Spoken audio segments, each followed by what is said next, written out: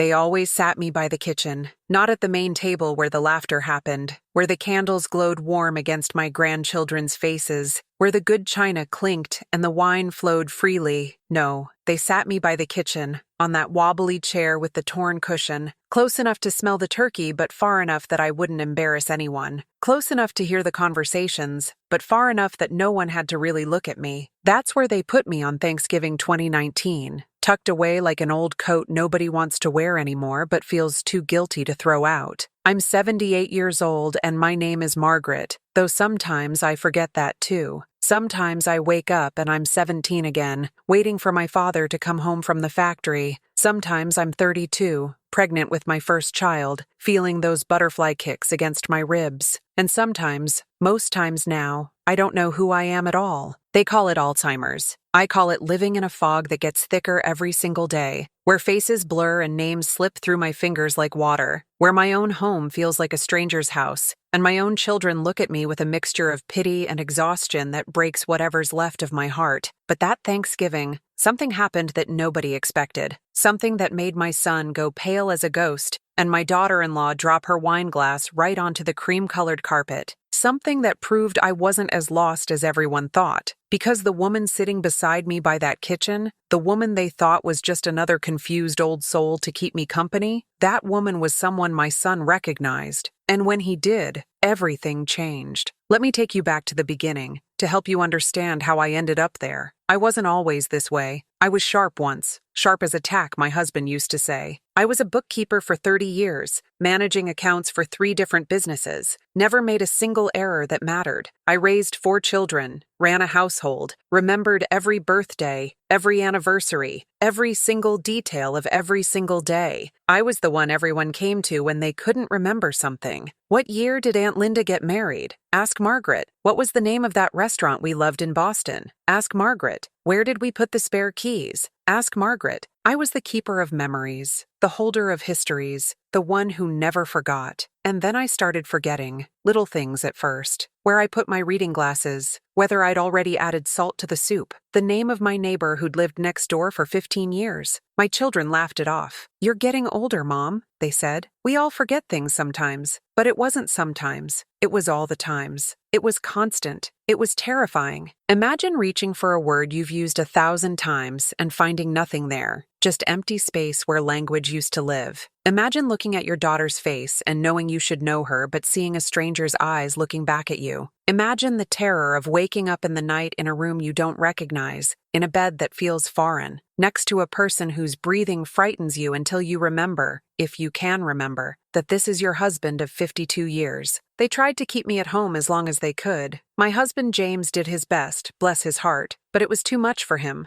I'd wander off if he turned his back for a moment. I'd turn on the stove and forget about it. I'd accuse him of stealing things I'd hidden myself. I'd wake him up at 3 a.m, demanding to know why there were strangers in our house, pointing at our wedding photos on the wall. The final straw came when I walked out the front door in January wearing nothing but my nightgown, convinced I needed to get to work or I'd be fired. A neighbor found me 4 blocks away, barefoot in the snow, crying because I couldn't remember where the office was. After that, they had the conversation I wasn't included in. They decided I needed more care than James could provide. They didn't want a nursing home, not yet, my children said. They wanted to keep me in the family, so they created a rotation. I'd spend 2 months with my oldest son Richard and his wife Patricia, then 2 months with my daughter Susan, then 2 months with my son Thomas. My youngest Michael lived too far away, but he'd visit when he could. They meant well. I know they meant well. But being passed around like a burden nobody wants to carry for too long, that does something to whatever's left of your dignity. Richard's house was the hardest. Not because he was cruel, he wasn't, but because Patricia couldn't hide her resentment. I saw it in the tight line of her mouth when I'd ask the same question for the 5th time. I heard it in the sharp exhale when I'd spill something or forget to flush the toilet. She had 3 teenagers still at home and a full-time job, and suddenly she had me too. This confused old woman who needed help bathing and couldn't remember which room was mine. The grandchildren were worse in some ways. They'd loved me once. I knew they had. I had memories, old memories that stayed clear when recent ones vanished, of pushing them on swings and reading them stories, and baking cookies while they stood on chairs beside me, flour in their hair, and chocolate on their faces, but now they avoided me. They'd mumble hello when they passed me in the hallway and disappear into their rooms. Once I heard the youngest, Emma, complaining to her mother. "Why does she have to be here?" she whined. "She's so weird. She stares at me." Patricia's response was too quiet to hear, but I understood. I was the weird grandmother now, the embarrassing one, the one you didn't bring friends around to meet. So when Thanksgiving came around that year, I wasn't surprised by the seating arrangement. The dining room table sat 12, and they had exactly 12 people coming. Richard and Patricia, their 3 children, Susan and her husband, Thomas and his wife, and Michael, who'd flown in from Seattle with his new girlfriend Amanda. 12 people, 12 chairs, but they set up a 13th place by the kitchen, at a small folding table they'd brought up from the basement. "That's for you, Mom," Richard said, not quite meeting my eyes. "We thought you'd be more comfortable here, less overwhelming, and we found someone to sit with you, keep you company. Another woman who needs a quiet spot, Patricia's church friend. She volunteers with elderly care. Her mother is coming. She's got dementia, too. We thought you two could keep each other company. Keep each other company. Like we were children being placated with a playdate. Like we were problems being solved, tucked away where we wouldn't cause too much trouble." I wanted to argue. I wanted to say I belonged at that table with my family, that I deserved better than being hidden by the kitchen like something shameful. But the words got tangled up in my head, came out wrong, and Richard just patted my shoulder in that way that meant he'd stopped really listening to me months ago. "Okay, Mom. Okay. You'll have a nice time. Don't worry." And he walked away before I could try again. The woman arrived around 2 in the afternoon, brought by Patricia's friend Clara. Her name was Dorothy, Clara told us, speaking slowly and loudly as if we were both deaf and simple. "Dorothy is 81 and she loves music and flowers. She's very gentle, won't give you any trouble. Won't give you any trouble." As if that was our primary characteristic now, whether or not we cause trouble. Dorothy was small and thin, with white hair cut short and cloudy blue eyes that seemed to look at something beyond what the rest of us could see. She wore a purple cardigan with flowers embroidered on it, and she clutched a small handbag like it was the only solid thing in a shifting world. Clara settled her in the chair next to mine by the kitchen and disappeared back to the main house, back to the real celebration, leaving us 2 old forgotten women to keep each other company in our exile. For a long time, we didn't speak. The kitchen was warm and smelled like turkey and stuffing and pumpkin pie, and from the dining room came the sound of voices talking over each other, laughter, the clink of silverware on plates. They were having a good time in there. A better time without us, probably. Dorothy stared at her plate, occasionally lifting her fork and then setting it down again as if she'd forgotten what it was for. I tried to eat, but my appetite was gone, replaced by a hollow ache that had nothing to do with hunger. This is what my life had become. This was what I'd been reduced to. I felt tears stinging my eyes, and I blinked them back hard because I didn't want to cry. Didn't want to give them another reason to treat me like a child who couldn't control her emotions. Then Dorothy spoke. Her voice was soft, barely more than a whisper, and at first, I thought I'd imagined it. But she spoke again, clearer this time. "I don't belong here," she said. She wasn't looking at me, was still staring at her plate, but I knew she was talking to me. "I know," I said, and my voice came out rough with unshed tears. "Neither do I. We sit by the kitchen," she continued, as if I hadn't spoken, as if she was just continuing her own train of thought. "Like we're not good enough for the real table. Like we might do something embarrassing. Like we're already dead, but nobody's told us yet." The words hit me so hard I actually gasped. That was it exactly. That was the feeling I hadn't been able to name. We were ghosts at our own family gatherings, visible but not really there, present but not participating, alive but not living. I looked at her then, really looked at her, and for the first time in months I felt seen by someone. This woman, this stranger, understood. Have you ever felt completely invisible while surrounded by people? Have you ever sat in a room full of your own family and felt more alone than if you were by yourself? Have you watched the people you love laugh and talk and live their lives while you fade into the background like old wallpaper they don't notice anymore? If you have, I need you to do something for me right now. I need you to go down to the comments and write these words. I see you. That's it. Just 3 words. I see you. Because someone out there needs to read that today. Someone out there is sitting by their own kitchen, invisible and forgotten, and they need to know that they're not alone, that someone understands, that their life still matters even when it feels like the world has already moved on without them. So please, right now, pause and go comment I see you. Let's build a community of people who refuse to let anyone become invisible. Let's remind each other that we're still here, still valuable, still worthy of being seen. Type it now, I see you, because those 3 words might save someone today. They might have saved me that Thanksgiving. And when you're done, come back because you need to hear what happened next. You need to hear about Dorothy and about what my son saw that changed everything. We started talking after that, Dorothy and I. Real talking, the kind I hadn't done in so long. Not the simplified conversations people had with me now, speaking slowly and using simple words like I was 5 years old. Not the one-sided exchanges where I'd speak and they'd nod without really listening. Real conversation, back and forth, messy and honest and raw. She told me about her life, or pieces of it anyway. Sometimes she'd stop mid-sentence and look confused, lost in her own thoughts, and I understood because the same thing happened to me. Sometimes she'd call me by another name, call me Susan or Margaret or Mom,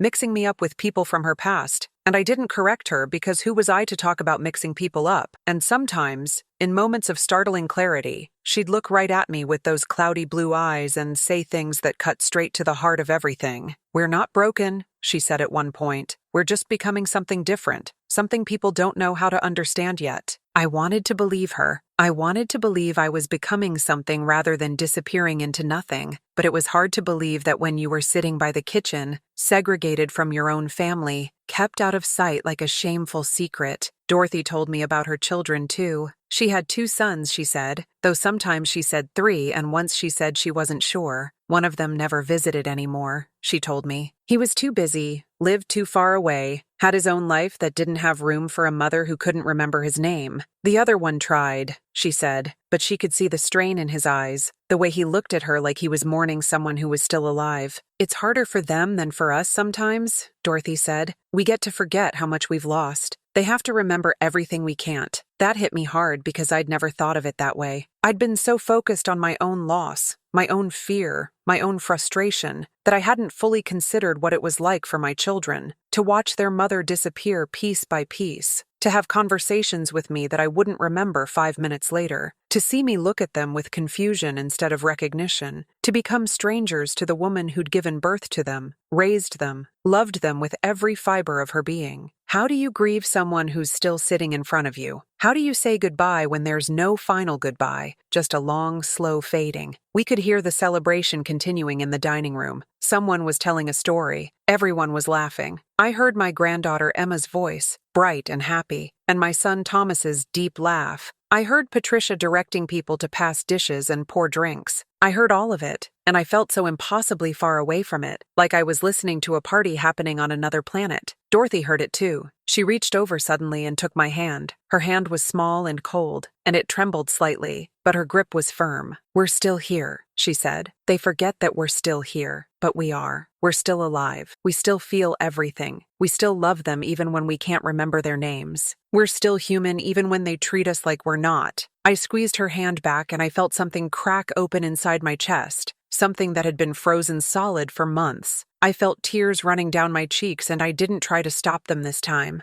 This woman, this stranger, was the first person in so long who'd treated me like I was still a whole person, still someone worth talking to, still someone worth sitting with, really sitting with, not just babysitting. That's when Michael came in, my youngest son, the one who'd moved away but still called every week even though I usually couldn't remember his calls 5 minutes after they ended. He came through the kitchen door carrying his plate, probably looking for seconds or maybe just taking a break from the crowd. He glanced at us as he passed, gave us that polite smile people give to old folks who don't really register as individuals, just generic elderly people. He was heading to the stove when he suddenly stopped, just froze mid-step like someone had pressed pause on him. He turned around slowly and looked at Dorothy, really looked at her, and his face went absolutely white. His plate slipped from his hand and hit the floor with a crash that brought everyone running from the dining room. "Michael," Patricia was saying, "what happened? Are you okay?" But Michael wasn't answering. He was staring at Dorothy with an expression I couldn't read. Shock, definitely. But something else too. Something that looked almost like fear. "Do you know her?" he finally said, his voice strange and tight. His eyes were still locked on Dorothy. "Mom, do you know who this woman is?" I looked at Dorothy, confused. "This is Dorothy," I said.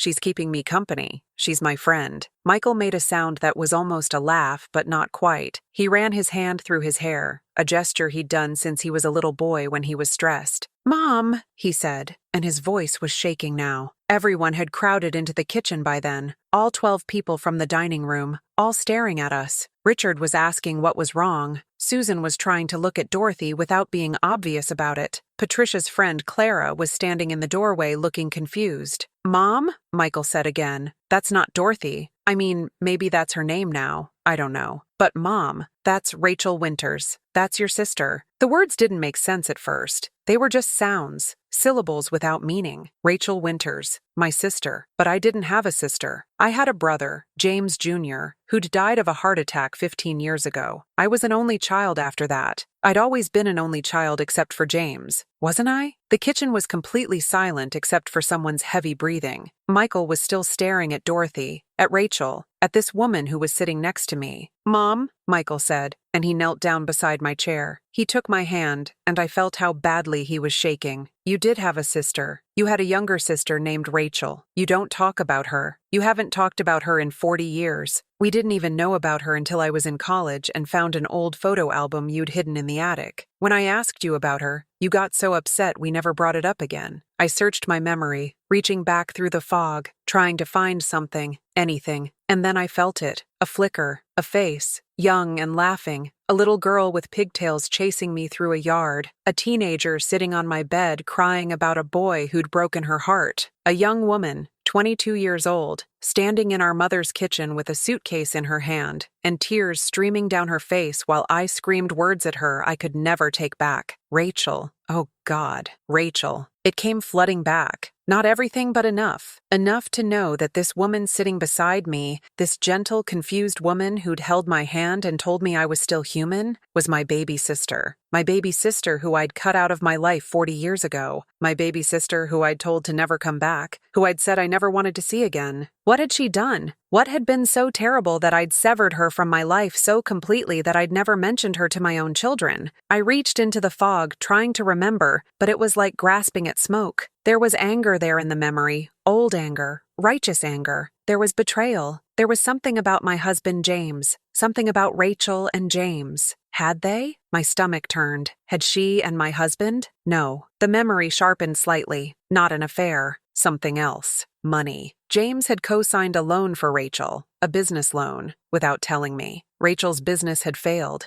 The loan had defaulted. We'd nearly lost our house. We had 3 small children, and we'd nearly lost our house because my husband had trusted my sister and she'd betrayed that trust. I'd told her she was dead to me. I'd said if I never saw her again, it would be too soon, and I'd meant it. God help me. I'd meant every word. And then I'd kept that promise for 40 years. I'd buried her so completely that even my children didn't know she existed. I'd erased her from my history like she'd never been born. And now here she was, sitting by the kitchen with me, 2 forgotten old women keeping each other company, and she didn't remember me. She didn't remember being my sister. The Alzheimer's that was stealing my memories had already stolen hers, had taken away even the memory of our fight, of my cruelty, of the 40 years she'd lived without her only sister. I started crying then, really crying, sobbing so hard I couldn't breathe. Rachel looked at me with concern, with kindness. This woman I'd hated for 4 decades looking at me with nothing but compassion. "Are you okay?" she asked softly. "Can I help? Can I help?" After everything I'd done to her, she was asking if she could help me. Michael was talking to Clara, getting information. Dorothy, Rachel, whoever she was now, lived in an assisted living facility 3 towns over. She rarely got visitors. Her sons, she'd had 2 sons. One had died in a car accident 20 years ago and the other lived in California and called once a month. Clara from Patricia's church had been bringing her to community events to get her out of the facility, to give her some social interaction. Pure coincidence that she'd brought her here today. Pure coincidence. Or maybe something bigger than coincidence. Maybe the universe had decided it was time for 2 sisters to meet again, even if one of them couldn't remember they were sisters at all. Richard was trying to usher everyone back to the dining room, trying to give us privacy, but no one was moving. Everyone was staring at us, at me and Rachel, at this impossible reunion. Susan was crying. She'd never known her aunt existed, and now here she was, sitting by the kitchen at Thanksgiving. Thomas looked angry. I could see it in his face. Angry that I'd kept this secret. Angry that there was a whole person in my life they'd known nothing about. Patricia just looked shocked, standing with her hand over her mouth. I reached for Rachel's hand again, and she let me take it. She was looking around at all the faces staring at us, looking confused and a little frightened by all the attention. "It's okay," I told her, though I didn't know if it was. "It's going to be okay." "Do I know you?" she asked, and there was something in her voice, some tiny note of recognition, like some deep part of her remembered even if her conscious mind didn't. "Yes," I whispered. "Yes, you know me. I'm Margaret. I'm your sister, your big sister. We used to play together when we were little. I used to braid your hair. You used to follow me everywhere. You called me Maggie. I hadn't been called Maggie in 40 years, not since Rachel. I'd hated the nickname after she left, had insisted everyone call me Margaret, but hearing myself say it now, I realized how much I'd missed it, how much I'd missed her, how much I'd thrown away because of pride and anger and an inability to forgive. Rachel's eyes got very wide and very bright. Then she smiled, this beautiful, devastating smile. "Maggie," she said, testing the word, "Maggie." And then, so softly I almost didn't hear it, "I missed you." 4 words that broke me completely. 4 words from a woman who probably didn't even understand what she was saying,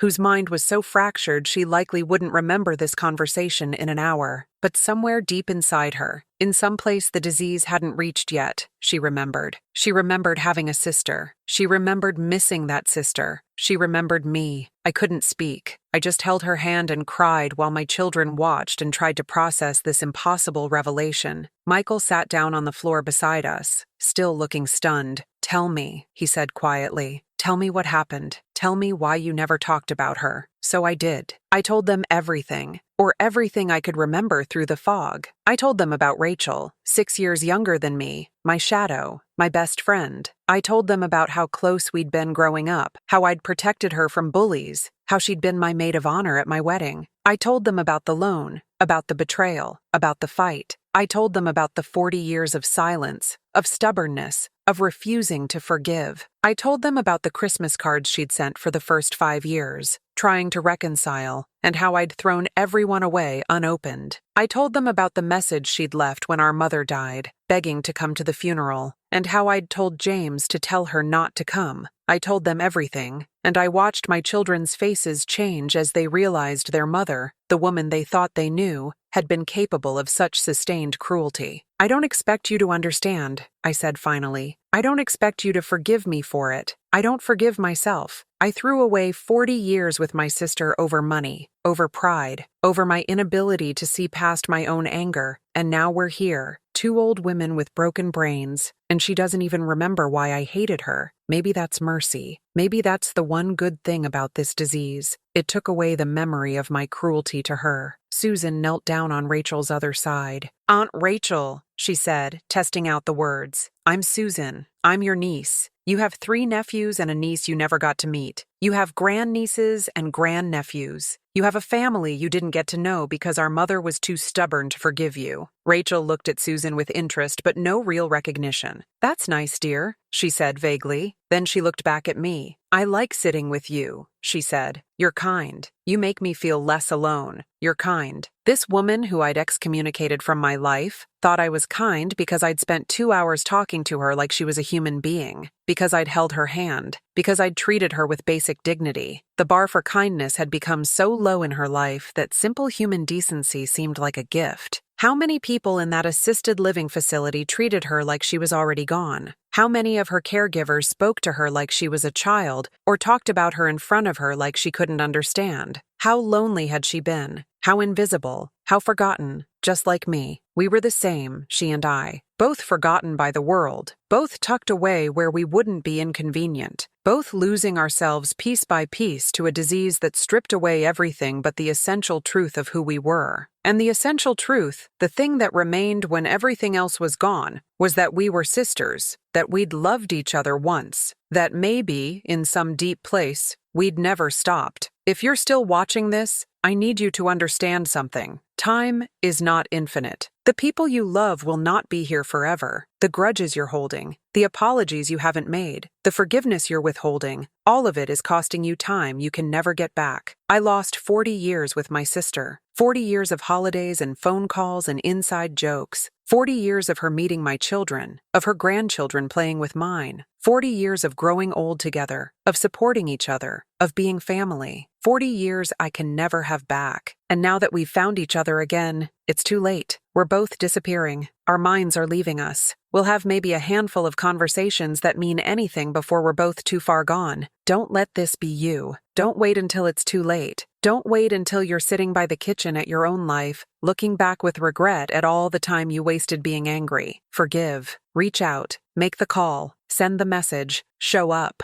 Whatever bridge you burned, whatever hurt you're nursing, whatever pride you're protecting, let it go. Let it go before time runs out and you're left with nothing but regret and what-ifs. Because I promise you, the grudge is not worth it. The anger is not worth it. Being right is not worth it. Nothing is worth losing the people you love. They moved Rachel's chair to the main table after that. Just pushed everyone a little closer together and made room for 2 more chairs, one for her and one for me. Patricia didn't even hesitate, just started rearranging place settings, and suddenly we weren't by the kitchen anymore. We were at the table with everyone else. We were included. We were family. Rachel didn't understand what was happening, kept asking where we were going, but she held onto my hand and let them move her. We sat together at that table, my sister and I, surrounded by my children who were her nieces and nephews, and we ate Thanksgiving dinner together for the first time in 40 years. She didn't remember most of it. Every few minutes, she'd ask where we were or who all these people were. But each time I'd tell her, "I'm Margaret, I'm your sister," and each time she'd smile like she was hearing good news for the first time. Sometimes memory isn't about retaining information. Sometimes it's about feeling. And I think she felt, even if she couldn't remember, that she was loved, that she belonged, that she wasn't alone. Michael sat on her other side and told her stories about growing up, about his life. She didn't understand most of it, but she smiled and nodded, and seemed happy to have someone talking to her like she mattered. Susan kept getting up to hug me, crying every time. Thomas was quieter, but I saw him watching Rachel, studying her face, probably seeing resemblances to me, to our mother, to family he'd never known he had. The grandchildren were curious, asking questions, wanting to know about their great-aunt they'd just discovered. And Patricia, bless her, Patricia, who'd been so resentful of having me in her home, brought Rachel a piece of pumpkin pie and told her she was welcome here any time. Welcome here any time. Words I hadn't even felt applied to me anymore, being offered to the sister I'd banished 4 decades ago. After dinner, Clara came to take Rachel back to her facility. We all walked her to the door, this whole crowd of family she didn't know she had. I held her hand all the way to the car. "Will I see you again?" she asked, as Clara helped her into the passenger seat. She was looking right at me, and there was something in her eyes, some clarity, some knowing. "Yes," I promised. "Yes, I'll come visit you. We'll spend time together. We won't be alone anymore." "Okay, Maggie," she said. "That's good. I don't like being alone. The drive back is long," Clara was saying. "She'll probably sleep. She won't remember any of this by tomorrow." "I know," I said, "but I'll remember. And I'll come back and we'll make new memories, even if she can't keep them. I'll remember for both of us." Clara looked skeptical, but she didn't argue. She drove away with my sister, this woman I'd spent 40 years pretending didn't exist, and I stood in Richard's driveway and watched the taillights disappear and felt something I hadn't felt in longer than I could remember. I felt like I had a purpose again. I felt like I had something to do, someone to be. I could be Rachel's sister. I could visit her, sit with her, hold her hand, tell her stories about our childhood. It didn't matter if she remembered them. It didn't matter if I had to introduce myself every single time. What mattered is that neither of us would sit by the kitchen anymore. Neither of us would be alone. We'd have each other, whatever that meant now, for however long we had left. I did visit her, every week at first, then twice a week, then almost every day once Richard and Patricia saw how important it was to me. Sometimes Rachel knew who I was. More often she didn't, but she was always happy to see me. She'd smile when I walked in, reach for my hand, say things like, "I'm so glad you're here," or "You have a kind face." We'd sit together in the common room of her facility, and I'd tell her about our childhood, about the time we snuck out to go to a dance and got caught, about the summer we spent at our grandmother's farm, about the Christmas we got matching dolls. She'd listen like it was the first time she'd heard any of it, because for her it was. Her memory was worse than mine, much worse. She was further along in the disease, further gone. Sometimes she thought I was our mother. Sometimes she called me by names I didn't recognize, but it didn't matter. We were together. After 40 years apart, we were together again. My children came too, bringing their children. Rachel suddenly had family visiting her all the time. This facility where she'd spent 2 years with almost no visitors, suddenly seeing a parade of people coming for Dorothy, for Rachel, for this woman who'd been invisible and was suddenly seen. The staff noticed. They started treating her differently, more like a whole person, less like just another patient. When people visit, when people care, it changes how you're perceived. It proves you're someone worth caring about. We had 6 months together, Rachel and I. 6 months of almost daily visits, of holding hands, of me telling her over and over who I was, and her smiling each time like it was wonderful news. 6 months of reclaiming something I'd thrown away. It wasn't enough. It could never be enough to make up for 40 years. But it was something. It was more than I'd thought I'd ever have again. Then Rachel got pneumonia. She was in the hospital for a week, and I was there every day, sitting beside her bed, holding her hand just like she'd held mine by the kitchen that Thanksgiving. She drifted in and out of consciousness. When she was awake, she was confused, frightened by the hospital, by the tubes, by everything. I'd talk to her, soothe her, tell her it was okay, that I was there, that she wasn't alone. On the last day, the day she died, she woke up in the late afternoon and looked right at me. For just a moment, maybe the last moment of clarity she'd ever have, she knew me. "Maggie," she whispered, "you came back." "I never left," I told her, tears streaming down my face.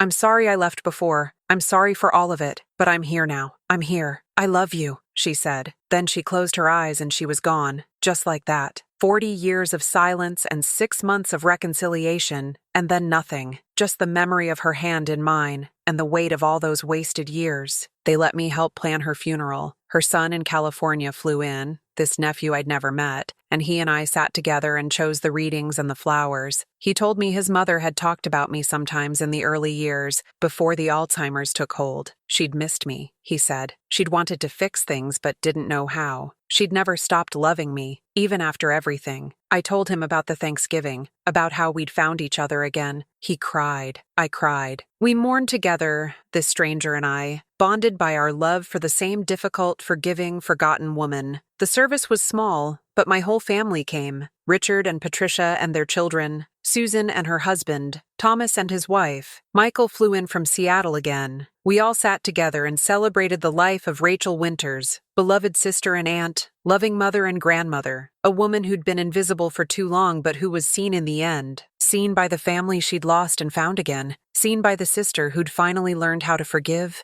seen by all of us who promised we'd never let anyone disappear like that again. We'd never let anyone sit by the kitchen alone. We'd never treat the people losing their minds like they'd already lost their humanity. We'd remember, for those who couldn't remember themselves, that they were still here, still people, still loved. After Rachel died, something changed in how my family treated me. They'd seen what happened when you wait too long, when you assume you'll have more time. They'd seen the regret I carried. They didn't want that regret for themselves. So I didn't sit by the kitchen anymore, ever. At the next Thanksgiving, they set my place at the center of the table, right where I could see everyone. They included me in conversations even when I got confused. They were patient when I asked the same questions repeatedly. They told me they loved me even when I forgot who they were. And when it got to be too much, when I needed more care than the rotation could provide, they found a good facility, a place where I'd be safe and cared for. But they visited. God, they visited so much. Every day someone was there. My children took turns. My grandchildren came after school. Even my great-grandchildren toddled in to see me. I was never alone, never invisible, never forgotten. I know I'm lucky. I know most people with this disease don't get this kind of attention, this kind of love. Most people with Alzheimer's do sit by the kitchen, do get forgotten, do disappear while they're still alive. That's why I'm telling you this story, or why my son Michael is telling it for me, recording what I remember while I can still remember anything at all, because you need to know. You need to know that people with dementia are still people. That your grandmother who doesn't remember your name still feels love. That your father who can't recognize you still knows, somewhere deep, that you matter. That the confused old woman in the nursing home who everyone avoids still has a whole lifetime of experiences and feelings and humanity, even if she can't access them anymore. Don't sit them by the kitchen. Don't treat them like problems to be managed. Don't let them become invisible. See them, talk to them, hold their hands, tell them stories. It doesn't matter if they remember. What matters is that in that moment, they feel loved, they feel human, they feel like they still matter. Because they do. God help us, they do. I'm writing this now, or Michael is writing this as I speak, because I want this story to mean something.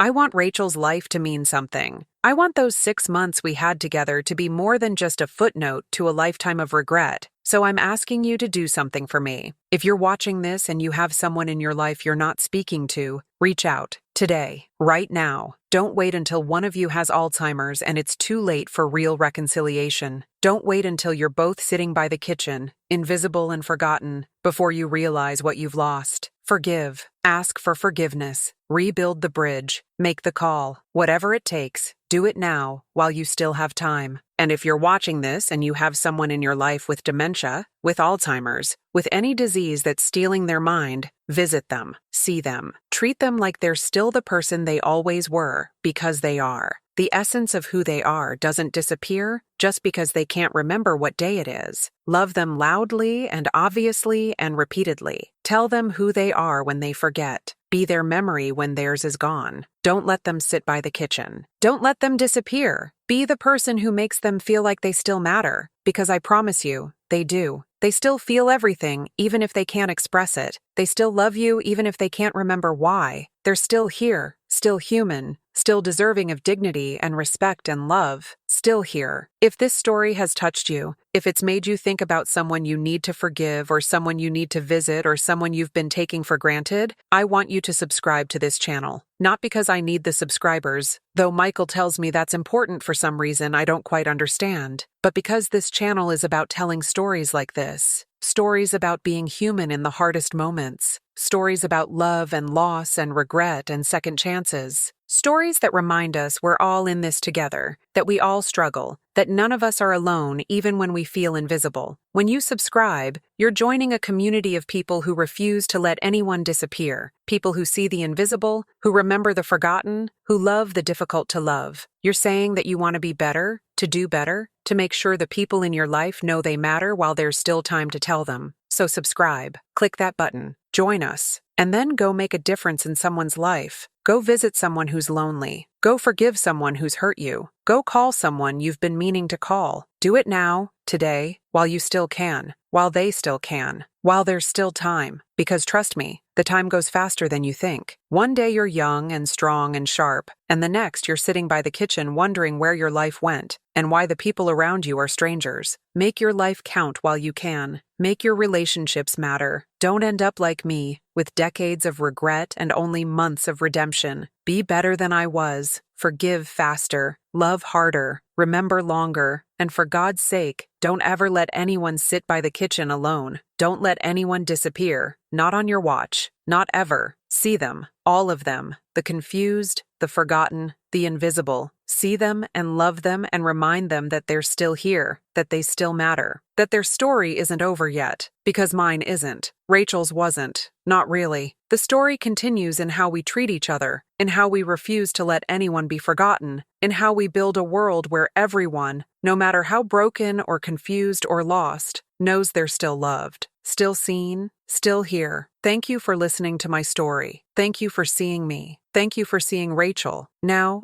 go see someone else who needs it. Go be the light in someone's dark place. Go make sure no one sits by the kitchen alone anymore. That's what I'm asking. That's what Rachel would want. That's what we all deserve. To be seen, to be remembered, to be loved, until the very end and beyond. Thank you. Thank you for being here. Subscribe and let's keep seeing each other. Keep telling these stories. Keep remembering that we're all human and we all matter and none of us should ever be invisible. Never again. I promise. We promise. Together. Now let me tell you what happened after Rachel's funeral, because the story doesn't end with her death. Death is never really an ending, is it? It's just a transition, a shift in how we carry someone with us. Rachel stayed with me even as my own memory continued to crumble. I'd forget conversations I'd had that morning, forget what year it was, forget where I was or why, but I'd remember Rachel. I'd remember her sitting beside me by that kitchen. I'd remember her cloudy blue eyes and her gentle voice saying, "I like sitting with you." I'd remember her last words, "You came back." Some memories the disease couldn't touch, or maybe it could, but those were the ones I fought hardest to keep. Those were the ones that mattered. Those were the ones that proved my life had meant something, that I'd learned something, that I'd changed. I wasn't the woman who'd held a grudge for 40 years anymore. I was the woman who'd learned to forgive, who'd learned that love was more important than pride, who'd learned that time was the one thing you could never get back, so you better not waste it on anger. That's what Rachel taught me in our 6 months together. That's her gift to me, or one of them. She taught me how to forgive by being so utterly willing to accept my presence without question, without holding on to old hurts she couldn't even remember. She taught me that starting over was possible even when you were old and broken and running out of time. She taught me that it was never too late until it was actually too late, and even then, even with just 6 months, it was worth it. Every single moment was worth it. My own disease progressed after Rachel died. I think grief accelerated it, or maybe it was just time. The natural progression of neurons misfiring and connections breaking and memories dissolving like sugar in water. I started needing help with basic things: bathing, dressing, eating. The rotation with my children became harder because I needed more intensive care. They tried their best, hired home health aides to come during the day, set up medication reminders and door alarms so I wouldn't wander off, but it was exhausting for everyone, especially for them.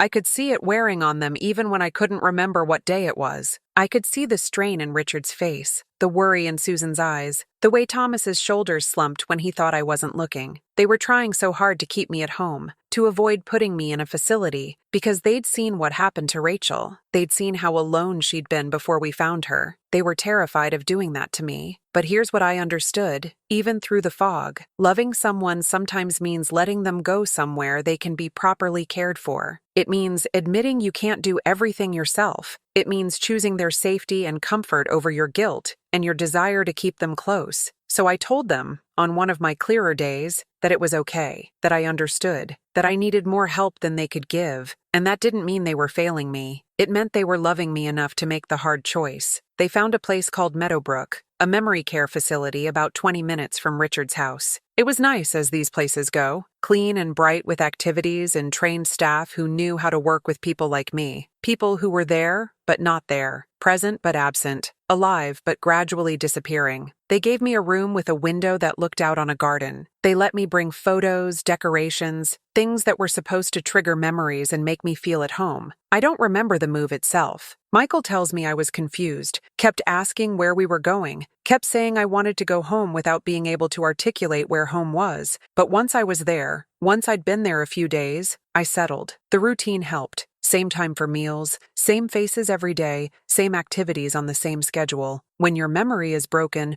routine becomes a lifeline. It's something to hold on to when everything else is shifting sand. And my family visited, just like they'd promised Rachel. Every single day someone came. They'd sit with me, talk to me, tell me about their lives. Sometimes I knew who they were, sometimes I didn't, but I always knew, some way, somehow, that these people cared about me, that I wasn't alone, that I mattered to someone. That's the thing they don't tell you about Alzheimer's. You lose a lot. You lose your memories, your independence, your sense of self, but you don't lose your ability to feel love. You don't lose your need for connection. You don't lose your humanity. And when people treat you like you've lost those things, when they stop visiting or stop trying or stop seeing you as a person, that's when you truly disappear. That's when the disease wins. But when people keep showing up, keep talking to you, keep loving you even when you can't love them back in ways they recognize, that's when you remain human. That's when you're still here. There was another woman at Meadowbrook named Jean. She had Alzheimer's too, was about my age, maybe a little younger. Jean had been a teacher, taught second grade for 35 years. She couldn't remember that most of the time, but occasionally she'd slip into teacher mode, start organizing people and giving instructions in this kind but firm voice that must have kept countless 7-year-olds in line. She'd been at Meadowbrook for 3 years, with almost no visitors. She had a daughter somewhere in another state who called once every few months. She had a son who'd passed away years before, and she had no one else. No regular visitors, no family stopping by, no one to sit with her in the common room and hold her hand. So I sat with her, or my family sat with her when they came to see me. We adopted her in a way, made her part of our visits. Susan would bring cookies and give some to Jean. Michael would tell stories that made both of us laugh, even if we couldn't follow the plot. The grandchildren would show Jean their drawings and school projects, and slowly, gradually, Jean became less invisible. The staff noticed she had people who cared. Other residents started talking to her more. She smiled more often, seemed less lost. It was Rachel all over again. This idea that when someone sees you, when someone treats you like you matter, it changes everything. It changes how you see yourself. It changes how the world sees you. Jean and I would sit together, and sometimes we'd talk about things that made sense, and sometimes we'd have conversations that were complete nonsense, mixing up time periods and people and places. But it didn't matter. We were company for each other. We were proof that neither of us was alone. And that's worth everything when you're old and scared and losing your grip on reality piece by piece. I need to pause here and talk directly to you again, to the person watching this. If you're still here, still listening to an old woman ramble about memory and loss and invisibility, then you're exactly the kind of person the world needs more of. You're someone who sees value in stories like this, who understands that every person has worth regardless of what they can or can't remember. And I need you to do something else for me right now. I need you to think about the elderly people in your life, your grandparents, your older neighbors, the people at the nursing home down the street. How often do you visit them? How often do you really see them? Not just look at them, but truly see them as full human beings with rich histories and complex emotions? I'm not asking this to make you feel guilty. I'm asking because it matters. Your presence matters. Your attention matters. The 15 minutes you spend sitting with someone who's lonely could be the highlight of their entire week. Could be the thing that reminds them they're still part of the world. Could be the difference between them feeling like a burden and feeling like they're loved. So after you finish watching this, after you subscribe to this channel and join our community of people who refuse to let anyone disappear, I want you to make a plan. Pick one elderly person in your life and commit to visiting them regularly. Once a week, once a month, whatever you can manage. Show up. Be consistent. Let them know they're not forgotten. And if you don't have elderly family, volunteer at a nursing home. Sign up to be a visitor through a community organization. Find someone who has no one, and be their someone. Be their proof that they still matter, because I promise you it will change their life, and it will change yours too. There's something profound about sitting with someone who's at the end of their journey, about hearing their stories, about witnessing their humanity in its most vulnerable form.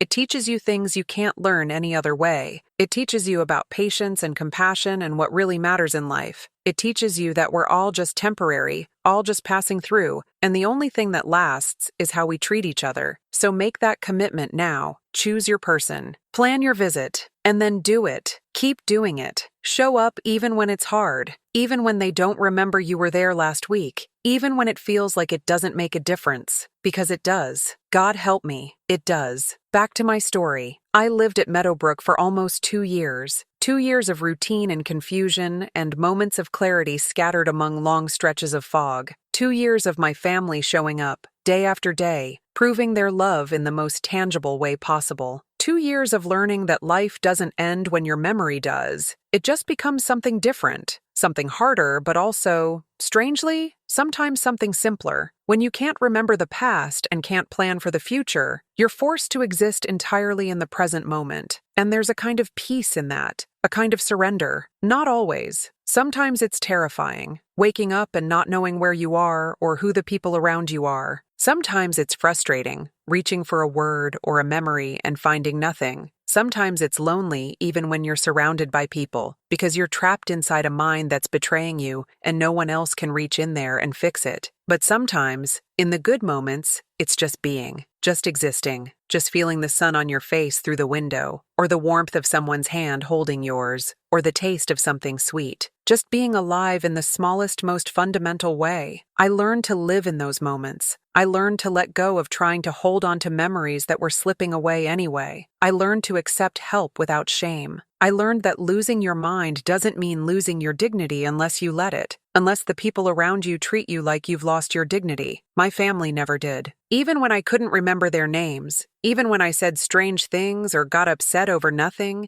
even when I needed help with the most basic personal tasks, they treated me with respect, with love, with the understanding that I was still their mother, their grandmother, still Margaret, still a whole person even if I was a broken one. That's the gift they gave me. That's why I could find any peace at all in those final years, because I was never invisible, never forgotten, never reduced to just my disease. Then something happened that I need to tell you about. It was a Tuesday, I think, though I can't be sure. Time was very fluid for me by then. Michael came to visit, which wasn't unusual, but he brought someone with him I didn't recognize. A woman, maybe in her 50s, with kind eyes and gray-streaked hair pulled back in a ponytail. "Mom," Michael said, "I want you to meet someone. This is Catherine. She's Aunt Rachel's daughter, your niece." I stared at this woman, trying to process the information. Rachel's daughter. I had a niece. How had I not known that? Had Rachel told me during our 6 months together? Had I forgotten? Catherine sat down beside me and took my hand. "I've wanted to meet you for so long," she said. "My mother talked about you before she got sick. She missed you. She always hoped you'd reconcile. When Michael found me and told me what happened, that you and Mom found each other again before she died, it meant everything to me. It meant she wasn't alone at the end, that she had her sister back." I felt tears starting and I didn't know why exactly. Couldn't hold on to the full context of what she was saying, but I understood the emotion underneath. This was Rachel's daughter. This was family I'd never known, never had the chance to know, because of my stubbornness, because of 40 years of silence. How many other people had I lost by cutting Rachel out? How many cousins and nieces and nephews and grandchildren? How much family had I discarded along with my sister? Catherine visited after that. Not as often as my children. She lived several hours away. But once a month or so, she'd make the drive. She'd sit with me and tell me about Rachel, tell me stories from her childhood, show me photos. Sometimes I understood who she was. Sometimes I thought she was Rachel. Sometimes I didn't know who she was at all. But she kept coming. She'd made a promise to her mother, she told Michael, that if she ever found me, she'd make sure I wasn't alone, that she'd be the family her mother couldn't be for 40 years. So she was. Another person refusing to let me disappear. Another person proving that love can transcend time and mistakes and even death. Rachel was gone, but her love remained, expressed through her daughter who visited a confused old aunt she barely knew,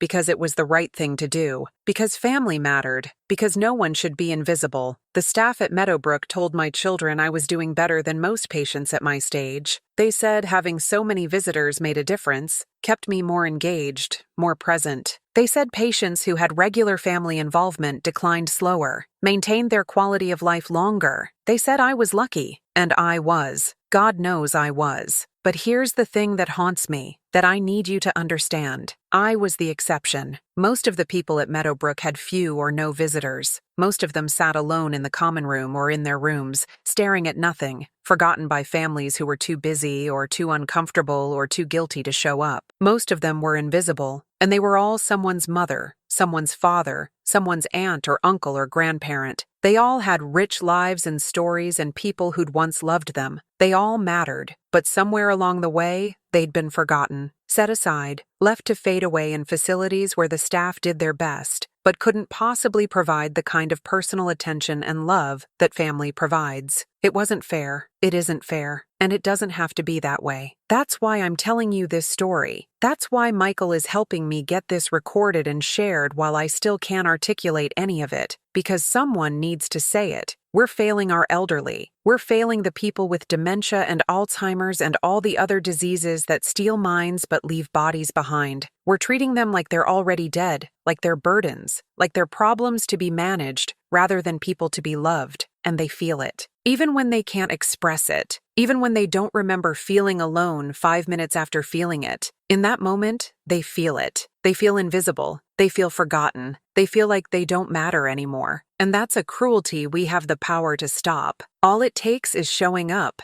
All it takes is seeing them. All it takes is treating them like they're still human beings, worthy of dignity and respect and love. Here's what I want you to do. I want you to share this video. I know that sounds like I'm just trying to get views or subscribers. And maybe that's part of it because Michael tells me that's how these things work. But more than that, I want you to share it because someone in your life needs to hear this message. Someone you know is failing to visit their elderly parent or grandparent. Someone you know has written off a family member because they're too difficult or too confused or too much work. Someone you know needs to be reminded that time is finite and regret is forever, and love requires action, not just feeling. Share this video with them. Tag them if you have to. Make them watch it. Make them see what I'm saying. Make them understand that they don't want to be the person who realizes too late what they've lost. Make them understand that their presence matters, that showing up is an act of love, that visiting someone who won't remember the visit is still worth it, because in that moment, in that present tense that's all they have, they feel loved, they feel seen, they feel like they matter, and that's everything. That's literally everything. So share this. Spread this message. Help me make sure no one else sits by the kitchen alone. Help me make sure no one else disappears while they're still alive. Help me turn Rachel's story and my story into something that changes how we treat our most vulnerable people. That's what I'm asking. That's what I'm begging. Share this video. Make it mean something. Make our struggle mean something. Please. I'm in the final stages now. I'm told this, though I don't fully understand what it means. My children cry more when they visit. They hold my hand tighter. They tell me they love me over and over, like they're trying to press the words into my skin, into whatever part of me might retain them. I don't remember most of their visits anymore. Michael tells me this. He says I'll have full conversations with them, and 5 minutes later, act like they just arrived. He says I've stopped recognizing most of them most of the time. He says I'm confused about where I am, who I am, what year it is. He says I'm slipping away. But here's what he doesn't understand, what I can't quite articulate to him.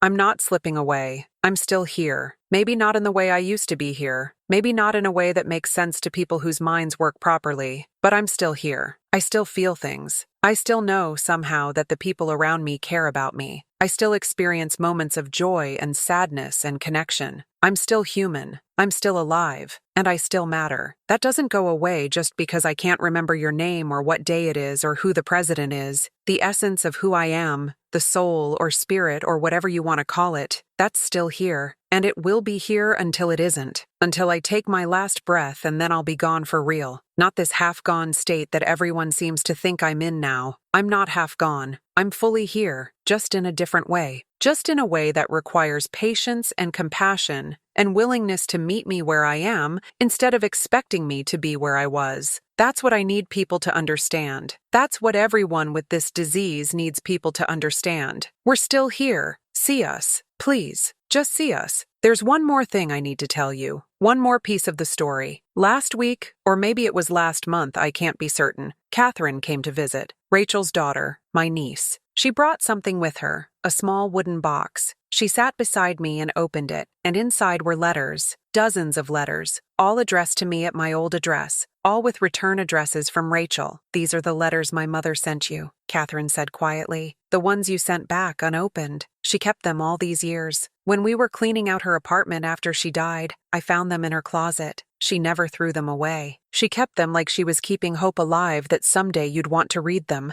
And now I'm giving them to you. I'm not sure if you'll understand them or even remember them 5 minutes from now, but they're yours. She wanted you to have them. Catherine read some of them to me. I don't remember the specific words now, but I remember the feeling of them. Rachel apologizing over and over for the loan, for the money, for betraying my trust. Rachel begging for forgiveness, for a chance to explain, for the opportunity to make things right. Rachel telling me about her life, her children, the things she wished she could share with her sister. Rachel saying she loved me, that she missed me, that she hoped someday I'd find it in my heart to forgive her. Letter after letter, year after year, for 5 years until she finally stopped trying. 5 years of reaching out to me while I remained stone cold and silent. 5 years of her keeping hope alive while I nurtured my anger. And she'd kept every single letter, even the ones I'd returned unopened, kept them for 40 years like they were precious things, like they were proof that she'd tried, like they were evidence of her love for me despite my rejection. I wept while Catherine read them, wept for Rachel, for the pain I'd caused her, wept for myself, for the stubborn, prideful woman I'd been, wept for all the wasted time, all the lost moments, all the years we could have had together. Catherine held my hand while I cried. She forgave you, Catherine said softly. at the end, even with the Alzheimer's, somewhere deep down she forgave you. When you came back to her, when you visited her, when you held her hand, that's all she needed. She got her sister back. That's all she ever wanted. So don't carry the guilt. She wouldn't want that. She'd want you to know that love won. In the end, love won. Love won. I hold on to that thought, or I try to, when I'm confused and scared and don't know where I am, when I look at the faces around me and see strangers, when I'm lost in the fog that gets thicker every day. I try to remember that love won, that Rachel and I found each other again, that I learned to forgive, that my family learned to see me, that Jean at Meadowbrook had people who cared because we decided to care, that Catherine visits me because love transcends decades of silence, that despite everything I did wrong, despite all the years I wasted, despite the disease that's stealing my mind, love won. It's still winning. Every time someone visits me, love wins. Every time someone treats me with dignity, love wins. Every time someone holds my hand and talks to me like I'm still a person, love wins. Every time you watch this video and decide to visit your grandmother, or forgive your sister, or volunteer at a nursing home, love wins. That's the point of all of this. That's the message I need you to take from my story. Love wins, but only if you choose it, only if you act on it, only if you show up. Love doesn't happen passively. It doesn't happen by accident. It happens when you make the choice, over and over, to see people, to forgive people, to stay present with people even when it's hard. Especially when it's hard. Especially when the person you're loving can't love you back in the ways you're used to. That's when love matters most. That's when it wins. I don't know how much longer I have. Michael says we're recording this now because my clear moments are becoming rarer. He says soon I might not be able to articulate any of this anymore. I might just be body without mind, presence without personality. I'm not afraid of that. Not really. What I'm afraid of is being forgotten before I'm gone. I'm afraid of becoming invisible again. I'm afraid that once I can't speak for myself anymore, people will stop seeing me as Margaret and start seeing me as just another Alzheimer's patient. Just another confused old woman. Just another body to be fed and bathed and moved from bed to chair and back again. That terrifies me more than death. But then I remember my family. I remember how they showed up for me. I remember how they learned from what happened with Rachel. I remember that they've promised they'll keep visiting, keep talking to me, keep treating me like I'm their mother even when I don't know I'm anyone's mother. I remember that I taught them something by learning it myself. I taught them that people don't stop being people just because their minds break. I taught them that love requires action. I taught them that no one should ever be invisible. And I have to trust that they'll remember that lesson. I have to trust that they'll keep showing up. I have to trust that even when I'm gone, completely gone, my story will continue to mean something through how they treat others, through how you treat others, if you're listening, if you're really hearing what I'm saying. This is my legacy, I suppose. Not the 40 years I spent holding a grudge, not the sharp mind I used to have that's now broken, not the life I lived before the Alzheimer's. My legacy is the lesson I learned too late but still learned, that forgiveness and presence and refusing to let people disappear, that's what matters, that's what lasts.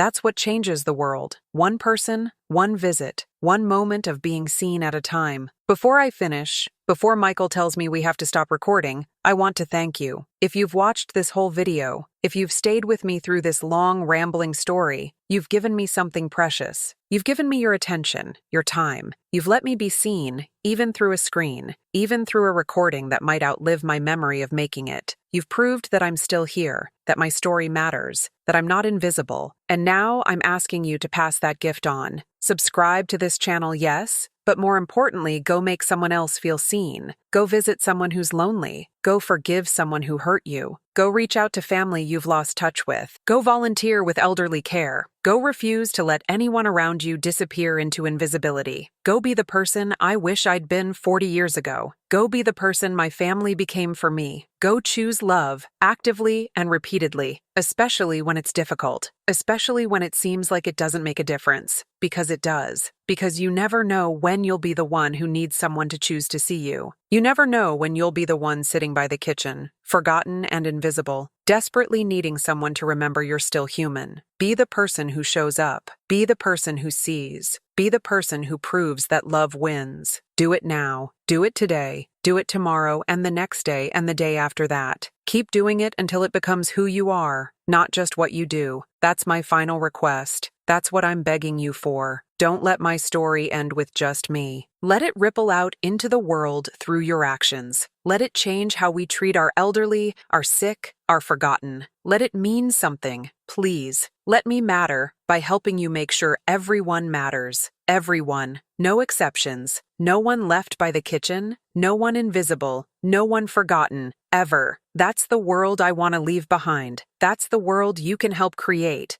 So subscribe, share this video, then go out and live this message. Make me proud. Make Rachel proud. Make yourself proud. Choose love. Show up. See people. Change the world one small act of attention and compassion at a time. Thank you for seeing me. Thank you for hearing me. Thank you for letting me matter one more time. Now go matter to someone else. Go make love win. Go prove that we're all still here, all still human, all still worthy of being seen. Go, please, just go do it. And don't stop. Never stop. Keep seeing each other. Keep loving each other. Keep showing up. That's all. That's everything. That's how love wins. Thank you.